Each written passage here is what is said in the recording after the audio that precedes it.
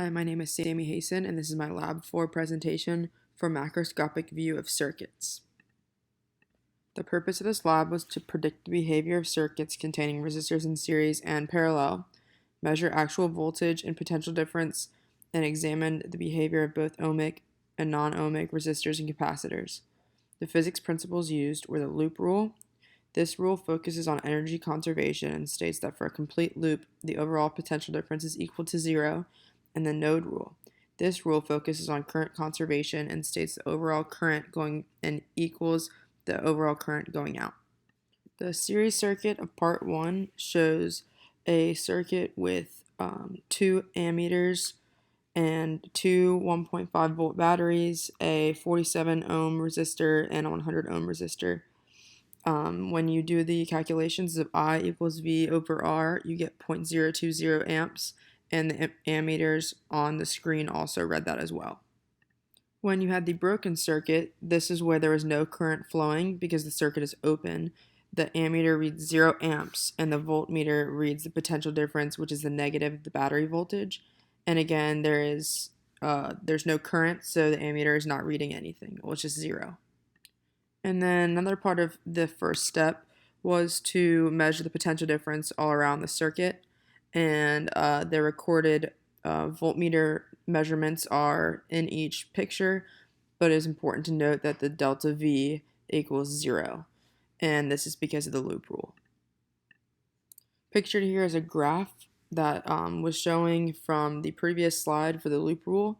You can see the voltages across the different points, so the potential differences, and the summation of those end up being back down to 0. The blue lines are where there was a slope, a non-zero slope, and so again, it's important to note that it starts at 0 and ends at 0. This is where we use the parallel ammeter in the series right on the 100 ohm resistor. And so the I calculated would be the voltage of the two batteries, so 3 volts altogether. The resistance we're using is 47 ohms, and then the I was calculated to be 0.064 amps, and the ammeter in the program read 0.06 amps. This is because only the 47 ohm resistor is contributing due to the ammeter being parallel to the 100 ohm resistor rather than it being series with it. So in this problem, we just negate the 100 ohm resistor. Part 2 of this lab was to look at an RC circuit, and here we had one 9-volt battery, a 10 ohm light bulb, and then a 0.2 farad capacitor. And it's in the first image, it is lighting the bulb from the battery. The second image, the capacitor is now fully charged, so the battery is no longer powering the circuit. The current stops. And then once the battery is removed, the light bulb glows until the capacitor is out of charge. And here's the data I got with the 10 ohm bulb.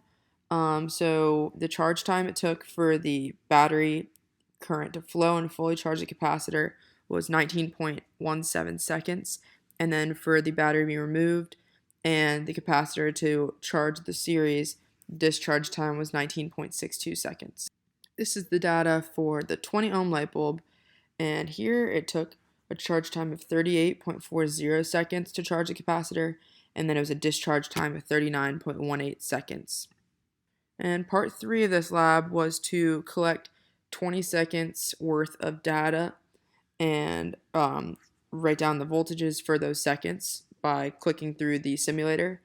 I didn't show the voltages initially, I just showed it after I used the equation.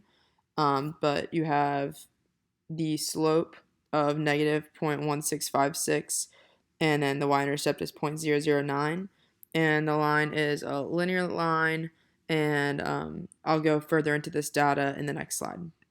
Here I'll be discussing the results from the previous slide of the graph.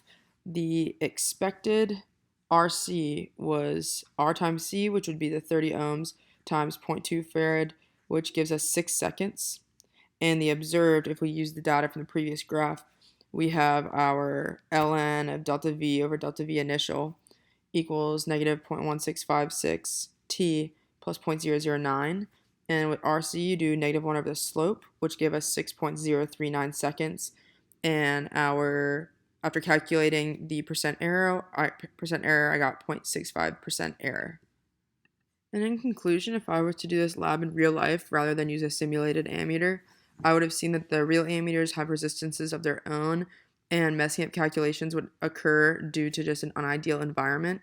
And if we were to do this lab in real life with a real battery and to charge a real capacitor with no resistor in the circuit, we would see that the current model predicts it reaches full charge immediately, when in real life it would take longer because the battery has resistances within itself